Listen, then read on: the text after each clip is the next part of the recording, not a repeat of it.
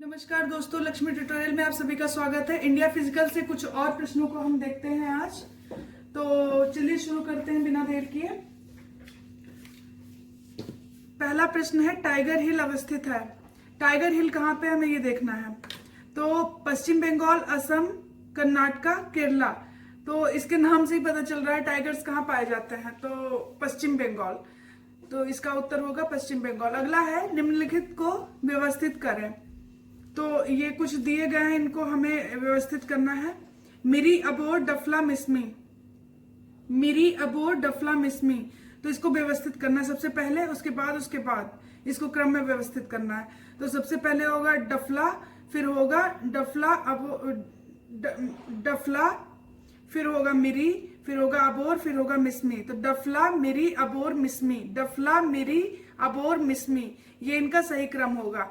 तो क्या हो जाएगा, 3 1 2 4, डफला मिरी अबोर मिस्मी।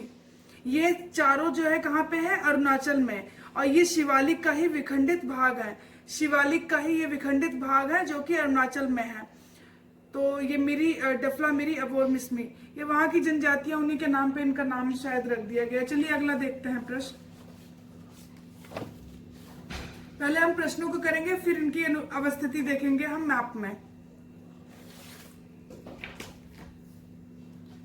प्रायद्वीपीय भारत का पठार गोंडवाना लैंड का हिस्सा है। यह अफ्रीका से टूटकर उत्तर पूर्व ओर प्रवाहित हुआ तथा हिमालय से बहुत प्राचीन है। तो ये पहला कथन है कि जो ये प्रायद्वीपीय भारत है, वो प्रायद्वीपीय भारत का जो पठार है वो गोंडवाना लैंड का ही हिस्सा है, और ये अफ्रीका से टूटकर नॉर्थ ईस्ट में प्रवाहित हुआ और हिमालय से ये प्राचीन है। ये पहला कथन है। दूसरा देखते हैं क्या है। दूसरा कथन है, प्रायद्वीपीय भारत का पठार आंतरिक रूप से स्थिर है, लेकिन कोयना और भुज अपवाद है। कोयना और भुज, क्योंकि यहाँ पे भूकंप आते रहते हैं। दोनों कहाँ पे है, गुजरात में। यहाँ पे भूकंप आते रहते हैं। वैसे तो ये प्रायद्वीपीय भारत का पठार जो है आंतरिक रूप से स्थिर है, स्टेबल है, लेकिन कुछ इसके अपवाद हैं, जैसे कोयना और भुज। हर जगह कुछ अपवाद पाए जाते हैं और ये भी उसका अपवाद है। अगला है, पठारी भारत के उत्तर पश्चिम सिरे पर अरावली पहाड़ियां तथा उत्तर पूर्व सिरे पर राजमहल पहाड़ियां हैं। यह दक्षिण में कन्याकुमारी तक विस्तृत है।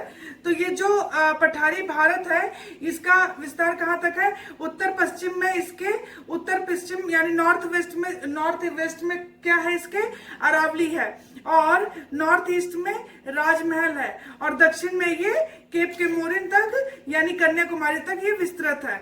चौथा कथन है, मेघालय का शिलोंग पठार प्रायद्वीपीय भारत के पठार का उत्तर पूर्व विस्तार है। यह राजमहल का पूर्व में निकला हुआ भाग है। तो ये जो राजमहल हिल्स है वास्तव में उन्हीं का ही पूर्व में निकला हुआ भाग है, मेघालय का शिलोंग पठार, और ये प्रायद्वीपीय भारत के पठार का ही उत्तर पूर्व में विस्तार है। और वैसे बोला जाए तो ये राजमहल का पूर्व में निकला हुआ भाग है। तो ये सभी कथन है, और ये सभी कथन बिल्कुल सही हैं।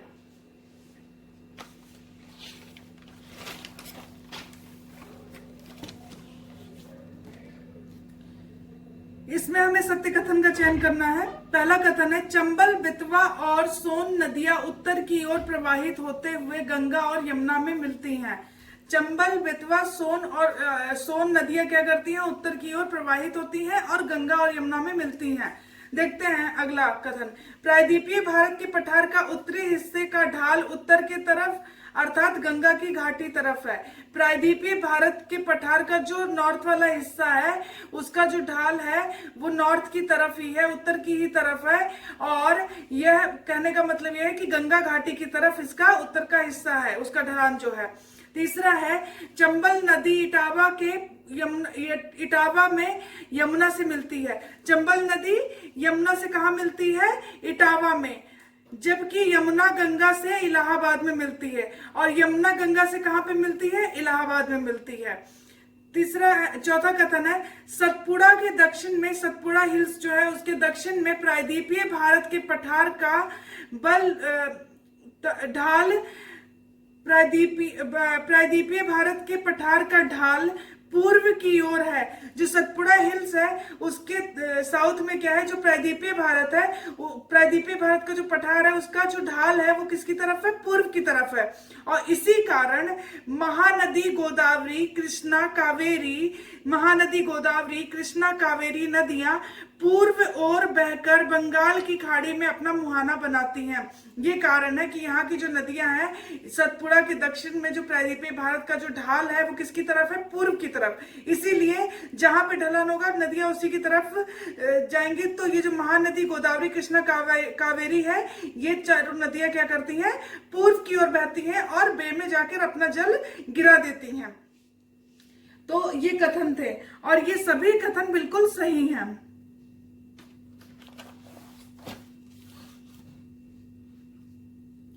निम्नलिखित में से पश्चिम की ओर प्रवाहित होने वाली नदियां, पश्चिम की ओर प्रवाहित होने वाली नदियां देखते हैं। कृष्णा, नर्मदा, तापी, सोन। अभी हमने इससे पहले प्रश्न में देखा कि महानदी गोदावरी, कृष्णा और कावेरी कहाँ जाती हैं, पूर्व में। तो कृष्णा तो हो नहीं सकता। नर्मदा, तापी और सोन को देखते हैं। नर्मदा और तापी जो है यही दोनों नदियां हैं जो पश्चिम की ओर बहती हैं और खंबात की खाड़ी में अपना मुहाना बनाती हैं। कहाँ पे बनाती हैं, खंबात की खाड़ी में अपना मुहाना बनाती हैं। तो कौन सी हो जाएंगी, नर्मदा और तापी। अगला देखते हैं प्रश्न। ये कथन दिए गए हैं, हमें बताना इसमें से कौन सा गलत है, उपरोक्त में कौन सा असत्य कथन है। नर्मदा सतपुड़ा के उत्तर में तथा तापी दक्षिण में प्रवाहित होती दोनों भ्रंश घाटी में बहती हैं। नर्मदा और तापी जो है ये दोनों नदियां जो है क्या बताया कि खंबात की खाड़ी में गिरती हैं जाकर। खंबात की खाड़ी पश्चिम ओर है और ये खंबात की खाड़ी में अपना मुहाना बनाती हैं, नर्मदा और तापी। और ये दोनों ही नदियां सतपुड़ा, बीच में सतपुड़ा हिल्स है, इस सतपुड़ा हिल्स के ऊपर नॉर्थ में नर्मदा है और उसके साउथ में क्या है, साउथ में जो है तापी है। और ये दोनों नदियां क्या करती हैं, भ्रंश घाटी रिफ्ट वैली में बहती हुई और पश्चिम की तरफ खंबात की खाड़ी में जाकर गिरती है। तो नर्मदा सतपुड़ा के उत्तर में है और दक्षिण में प्रवाहित कौन सी नदी होती है, तापी। नर्मदा और तापी और दोनों भ्रंश घाटी में बहती हैं। अगला कथन है, सोन नदी गंगा से पटना में मिलती है। ये जो सोन नदी है वो कहाँ पे मिलती है, गंगा से, ये गंगा से पटना में मिलती है। और सोन नदी निकलती कहां से, इसका उद्गम कहां से होता है, अमरकंटक से। तीसरा है, तापी के मुहाने से लेकर पश्चिम घाट के साथ साथ कार्डमम पहाड़ी तक पश्चिमी घाट का विस्तार है। तापी नदी जो है, नर्मदा और तापी, अभी मैंने बताया कि नर्मदा है, उसके बाद सतपुड़ा हिल्स है, उसके बाद क्या है, तापी है। तो ये कह रहे हैं जो तापी है, तापी नदी का जो मुहाना है, तापी नदी का मुहाना कहाँ पे है, खंबात की खाड़ी में।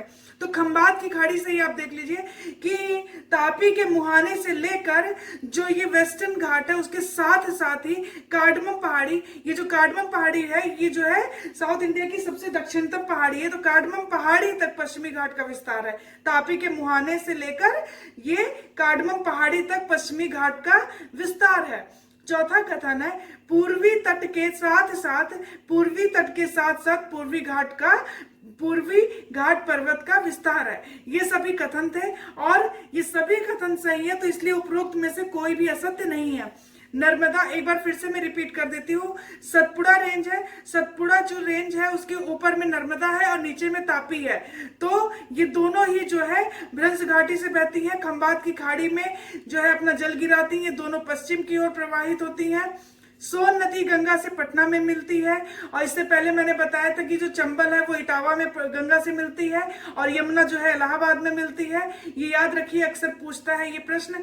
तापी के मुहाने से लेकर वेस्टर्न घाट के साथ साथ जो कार्डमम पहाड़ियां हैं जो कि साउथ इंडिया की सबसे दक्षिणतम पहाड़ी है, उस तक पश्चिमी घाट का विस्तार है और पूर्वी तट के साथ साथ पूर्वी घाट पर्वत का विस्तार है। और ये सभी कथन सही हैं। हमें असत्य कथन का चयन करना था, कोई भी असत्य नहीं है, सभी कथन बिल्कुल सत्य हैं। अगला प्रश्न है, पूरब एवं पश्चिमी घाट पर्वत श्रेणियों को दक्षिण में कहते हैं। पूर्वी और पश्चिमी घाट पर्वत श्रेणियां एक्चुअल में क्या है, जो पूरब की जो पर्वत श्रेणियां हैं और जो पश्चिम की हैं, ये दोनों जाके दक्षिण में एक गांठ बनाती है, मिलकर एक गांठ का निर्माण करती हैं। उसी को जो है साउथ में नीलगिरी कहते हैं, नीलगिरी कहते हैं। तो इसका उत्तर क्या होगा, नीलगिरी। पूरब और पश्चिमी घाट की पर्वत श्रेणियों को दक्षिण में मिल जाती है, उसे वहां पे क्या कहते हैं, नीलगिरी कहते हैं। तो चलिए अगला प्रश्न पे आते हैं हम।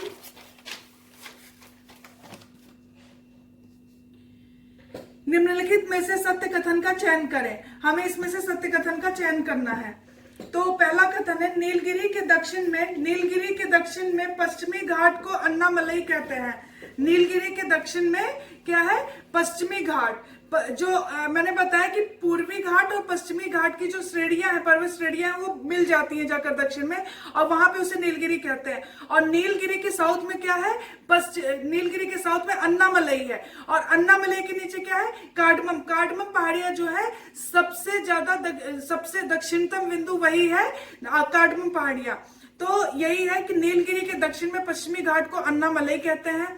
दूसरा कथन है, नीलगिरी का विस्तार कर्नाटक, केरल और तमिलनाडु 3 राज्यों में है। और ये जो नीलगिरी है, जो एक पर्वतीय घाट है, उसका विस्तार 3 राज्यों में है, कर्नाटक, केरल और तमिलनाडु। और ये दोनों ही कथन बिल्कुल सही है। आइए अगला देखते हैं। पश्चिमी घाट की सबसे दक्षिणी पहाड़ी है। अभी मैंने आपको बताया कि पश्चिमी घाट की सबसे दक्षिणतम पहाड़ी जो है वो कार्डमम पहाड़ी है। पश्चिमी घाट की सबसे दक्षिणी पहाड़ी है कार्डमम पहाड़ियां। अगला है कथन, निम्नलिखित में से सत्य कथन का चयन करें। पहला कथन पढ़ते हैं, मुल्लनगिरी कर्नाटक की सबसे ऊंची चोटी है। कर्नाटक की सबसे ऊंची चोटी कौन सी है, मुल्लनगिरी है। यह हिमालय और नीलगिरी के बीच की भी सबसे ऊंची चोटी है, और ये हिमालय से लेकर जो है नीलगिरी के बीच में जितनी पर्वत चोटियां हैं उनमें सबसे ऊंची चोटी है। दूसरा कथन है, डोडा बेटा तमिल राज्य के नीलगिरी जिले में नीलगिरी पर्वत की तथा हिमालय के दक्षिण में सभी पर्वतों से ऊंची है। डोडा बेटा कहाँ पे है, तमिल राज्य में नीलगिरी। ये जो नीलगिरी पर्वत है, जिसको मैंने बताया कि एक पर्वतीय घाट है जो कि पूर्वी और पश्चिमी पहाड़ियां जो है वो बीच आके साउथ में मिल जाती है और एक घाट का निर्माण करती है, उसी को बोलते हैं नीलगिरी। जिले के नाम पे ही इसका नीलगिरी पर्वत है। नीलगिरी पर्वत की ये जो है डोडा बेटा तमिल राज्य में नीलगिरी जिले में नीलगिरी पर्वत की और हिमालय के दक्षिण में सभी पर्वतों से ऊंची चोटी है डोडा बेटा। तीसरा कथन है, अन्नामलई पहाड़ी श्रृंखलाओं में सबसे ऊंची पहाड़ी अनाईमुडी है। अनाईमुडी जो है सबसे ऊंची पहाड़ी है अन्नामलई पर्वतीय पहाड़ी श्रृंखलाओं में। यह केरल के इडुक्की जिले में स्थित दक्षिण भारत की भी सबसे ऊंची चोटी है। अगर कोई बोले कि दक्षिण भारत की सबसे ऊंची चोटी कौन सी है, तो अनाईमुडी, और ये किस पर है, अन्नामलई पहाड़ी पे है। और डोडा बेटा तमिल राज्य में नीलगिरी जिले में है और नीलगिरी पर्वत की ये, और हिमालय के दक्षिण में, हिमालय पर नहीं, हिमालय के दक्षिण में और नीलगिरी पर्वत की सभी पर्वतों में सबसे ऊंची चोटी डोडा बेटा है। मुल्लनगिरी जो कि कर्नाटक में है, मुल्लनगिरी कर्नाटक की सबसे ऊंची चोटी है और ये हिमालय और नीलगिरी के बीच की सबसे ऊंची चोटी है। तो ये याद रखिएगा, और ये सभी कथन बिल्कुल सही हैं। अगले प्रश्न पे आते हैं। ये थोड़ा सा साउथ वाला जो है कंफ्यूजिंग है, बट अगर बार बार हम देखेंगे तो याद हो जाएगा। थोड़ा सा लगता है मुझे भी, काफी मतलब कई बार मैं भी कंफ्यूज हो जाती हूँ। चलिए अगला देखते हैं। कुछ कथन है और इसमें भी हमें सत्य कथन का चयन करना है। पहला कथन पढ़ते हैं, प्रायद्वीपीय पठार के उत्तर पश्चिम सिरे पर अरावली पर्वत श्रृंखला है। यह दुनिया का सबसे प्राचीन वलित पर्वत है। ये पहला कथन है। दूसरा है, अरावली का सर्वोच्च शिखर माउंट आबू के पास है। अरावली का सर्वोच्च शिखर कहाँ पे है, माउंट आबू के पास है। माउंट आबू के पास है, तो ये क्या है, गुरु शिखर जो है, गुरु शिखर है। अरावली के सर्वोच्च शिखर माउंट आबू के पास गुरु शिखर है, तो इसका जो अरावली का सर्वोच्च शिखर है वो गुरु शिखर है, जो कि माउंट आबू के पास है। तीसरा कथन है कि बनास नदी अरावली को पश्चिम से पूर्व दिशा में पार करती चंबल में मिलती है, चंबल से मिलती है। तो बनास नदी क्या करती है, अरावली को पश्चिम से पूर्व की दिशा में बहती हुई पार कर लेती है, और पार करने के बाद, पश्चिम से पूर्व की दिशा में पार करने के बाद चंबल नदी से मिलती है। चौथा कथन है, अरावली को राजस्थान में जरगा पहाड़ी तथा दिल्ली में रिज नाम से जाना जाता है, और दिल्ली में दिल्ली रिज नाम से जाना जाता है। और ये सभी कथन बिल्कुल सत्य हैं। और ये जो क्या नाम है, अरावली रेंज है, ये दुनिया का वर्तमान में ये अवशिष्ट इसका बचा, ये दुनिया का सबसे प्राचीन वलित पर्वत है। और बनास नदी अरावली के पश्चिम से पूर्व दिशा में पार कर चंबल से मिलती है। और अरावली रेंज जो है ये गुजरात के पालमपुर से उत्तर पूर्व की तरफ दिल्ली तक, दिल्ली में जो ये मजनू का टीला है यहाँ तक, और यहाँ पर इसे दिल्ली रिज कहते हैं, नाम से जानते हैं, यहां तक इसका विस्तार है। और सबसे ज्यादा विस्तार इसका राजस्थान में, और राजस्थान में इसे जरगा पहाड़ी कहते हैं। तो सबसे ज्यादा विस्तार कहाँ पे है, राजस्थान में है।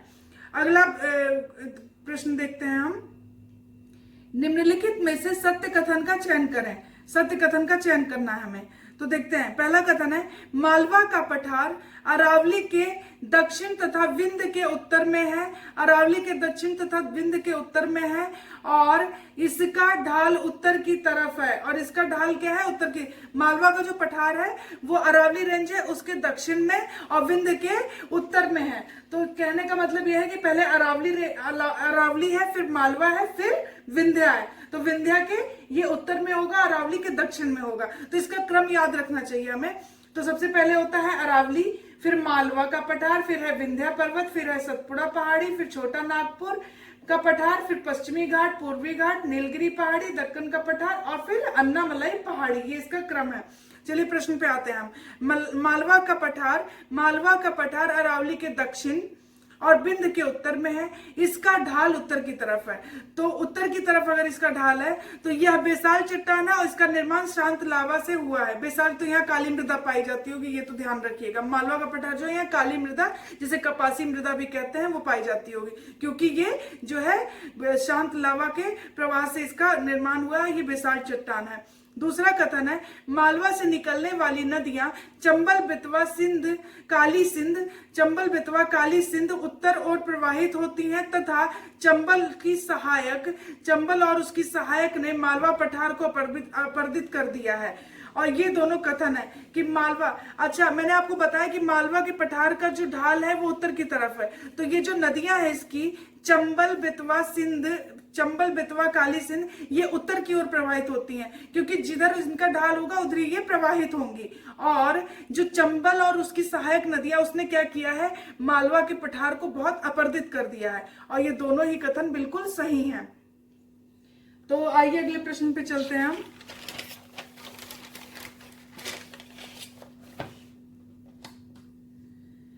निम्नलिखित को सही क्रम में व्यवस्थित करें।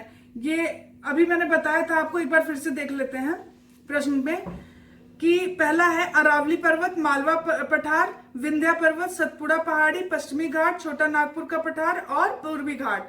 तो हम देखते हैं कि इनका क्रम क्या है, इनका क्रम देख लेते हैं एक बार। पहले होगा अरावली के अभी मैंने बताया था कि मालवा के उत्तर में अरावली है और दक्षिण में विंध्या है।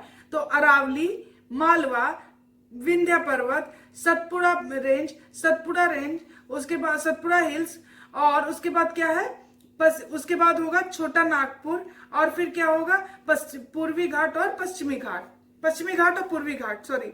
तो ये इसका क्रम होगा कि अरावली, मालवा, विंध्या, सतपुड़ा, छोटा नागपुर, पश्चिमी घाट और पूर्वी घाट।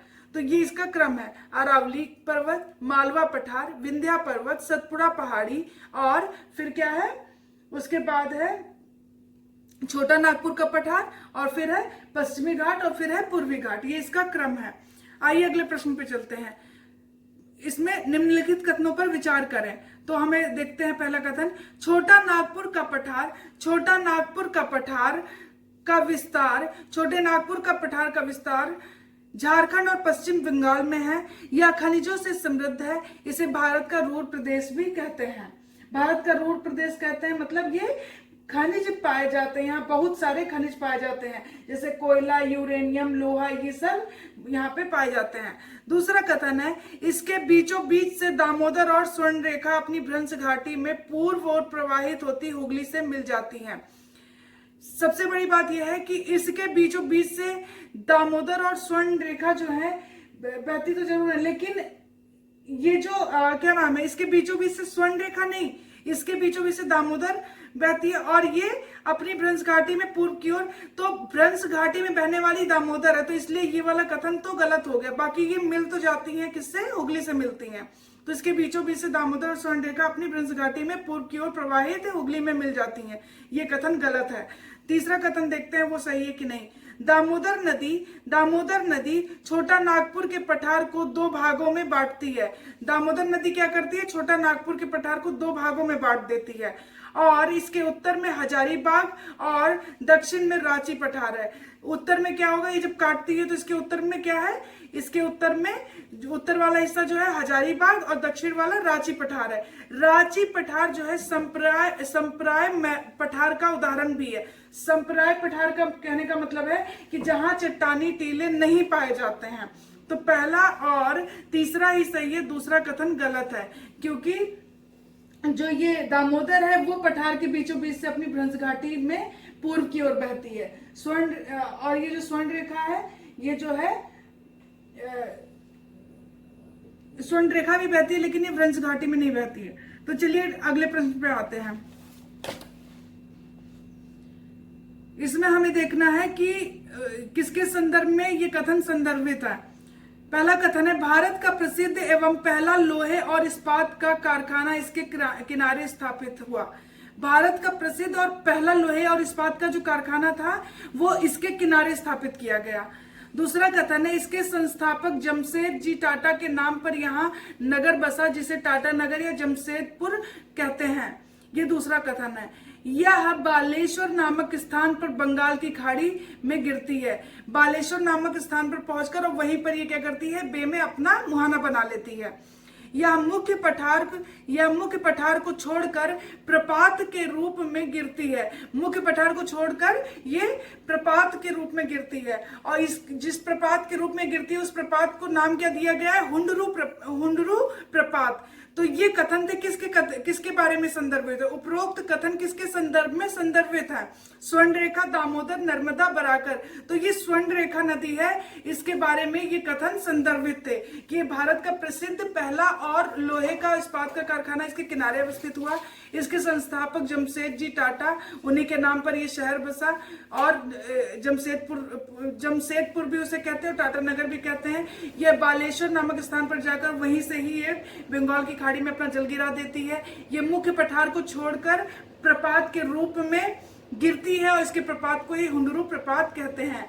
और ये किसके बारे में कथन था? स्वर्ण रेखा के बारे में। आइए थोड़ा सा हम मैप देख लेते हैं।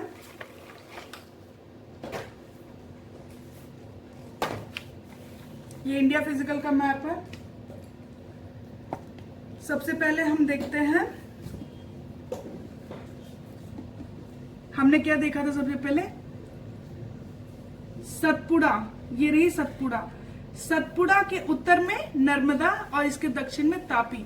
ये दोनों ही नदियां पश्चिम की ओर गल्फ ऑफ खंबात में जाकर अपना मुहाना बनाती हैं। ये आपने देख लिया स्थिति। उसके बाद आते हैं अगला।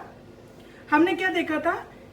ईस्टर्न घाट और वेस्टर्न घाट। इसमें जितनी पर्वत श्रृंखलाएं हैं ये दक्षिण में जाके एक घाट का निर्माण करती हैं, पर्वतीय घाट का, और उसी को ये नीलगिरी कहते हैं। ये नीलगिरी, और नीलगिरी का सबसे ऊंची चोटी जो है ये डोडा बेटा है, जिसका ऊंचाई 2637 है, 2637 है डोडा बेटा। उसके साउथ में अगर हम आएंगे, नीलगिरी के नीचे देखेंगे तो ये रही अन्नामलाई। उसके नीचे अन्नामलाई। अन्नामलाई की जो सबसे ऊंची चोटी है जो मैंने बताया था, और साउथ इंडिया की भी सबसे ऊंची चोटी है, ये है अनाईमुड़ी। इसका कितना है? इसका देख लेते हैं लंबाई, 2695, 2695, यानी ये डोडा बेटा से ज्यादा ऊंची है, 2695 है। इसके नीचे आएंगे, ये रही कार्डमम हिल्स, ये जो है इलायची पहाड़ी भी कहते हैं इसे, ये सबसे दक्षिणतम है, पश्चिमी घाट का सबसे दक्षिणतम वो है पहाड़ी। तो ये इसकी अवस्थिति हमने देख ली। अब आते हैं थोड़ा सा पठार की ओर। अभी हमने क्या देखा, छोटा नागपुर का पठार, यानी छोटा नागपुर का ये रहा प्लेटू, इसके उत्तर में ये रहा हजारीबाग प्लेटू, और ये रहा रांची, ये रहा रांची। उसके बाद हम क्या देखेंगे, ये रहा, इसके नीचे देखेंगे। अब ये रही दामोदर नदी, ये है सुवर्ण रेखा। दामोदर नदी इसके बीच में जाकर रहती है, और ये ऊपर हजारीबाग है और नीचे वाले हिस्से को बोलते हैं रांची। ये जो है 2 हिस्सों में बांट देती है। उसके बाद हम आते हैं नीचे, महानदी, महानदी गोदावरी, कृष्णा, कावेरी, कृष्णा कावेरी, ये इनका अवस्थिति है। महानदी, गोदावरी, कृष्णा, कावेरी, ये नदियां पूर्व की ओर आकर बंगाल की खाड़ी में अपना मुहाना बनाती हैं। महानदी, गोदावरी, कृष्णा, कावेरी, क्योंकि ये जहां से बहती है उसका ढाल जो है वो ढाल कहाँ पर है, पूरब की ओर है, और ये पूरब की ओर आकर बंगाल की खाड़ी में अपना मुहाना बनाती हैं। महानदी, गोदावरी, कृष्णा, कावेरी। और ये जो है 2 नदियां जो हैं, कौन सी, नर्मदा और तापी, उसके बीच में क्या है, सतपुड़ा हिल्स है, और सतपुड़ा हिल्स के ऊपर ही नर्मदा है, नीचे तापी। ये दोनों नदियां पश्चिम की ओर बहती हैं और खंबात की खाड़ी में अपना मुहाना बनाती हैं। दोनों ही रिफ्ट वैली से होकर बहती हैं। अब हम देखते हैं एक बार, ये रहा अरावली, ये रहा अरावली रेंज। इसका हमने क्या बताया था, इसका जो सबसे ऊंचा शिखर है ये अबू हिल्स है, इसी पर है ये गुरु शिखर, ये आप देख पा रहे हो, ये गुरु शिखर है। इसका क्या है, कितना ऊंचाई है, 1722। तो अरावली रेंज का सबसे ऊंचा जो शिखर है वो है गुरु शिखर, जो कि अबू हिल्स पर है। उसके बाद हम देखते हैं, ये रही बनास नदी, बनास नदी ये रही, इसी से होकर पश्चिम से पूर्व की ओर बहती हुई कहाँ पे जाते, चंबल से जाकर मिल जाती है। इसे पार कर कर अरावली को बनास नदी चंबल से मिलती है, और ये रही चंबल, यहाँ पे जाके इससे मिल जाती है। अब हम आते हैं, हमने और क्या देखा था, ये हो गया छोटा नागपुर का पठार, हजारीबाग हो गया, हजारीबाग प्लेट्यू। उसके बाद दामोदर नदी, स्वर्ण रेखा नदी हो गया। अब हमने देख लिया महानदी, गोदावरी, कृष्णा, कावेरी। और उसके बाद हमने देखा कि ये जो ईस्टर्न घाट है और वेस्टर्न घाट है, इसकी जो पर्वत श्रृंखलाएं हैं वो दक्षिण में आके मोड़ लेती है, उसी को नीलगिरी हिल्स कहते हैं। नीलगिरी हिल्स का ही सबसे ऊंचा चोटी है डोडा बेटा। अन्नामलाई का जो है सबसे ऊंचा जो ये है अनाईमुरी है, चोटी जो है सबसे दक्षिणतम जो है हिल्स है वो कार्डमम पहाड़ियां हैं, कार्डमम हिल्स है सबसे दक्षिणतम। हमने ये देख लिया नर्मदा और तापी के बारे में। अरावली रेंज हमने देख लिया, वहां की जो नदी है वो देख लिया, बनास। तो ये था आज के लिए इतना ही। अगर आपको वीडियो अच्छा लगता है तो प्लीज लाइक और सब्सक्राइब करें। Thank you so much.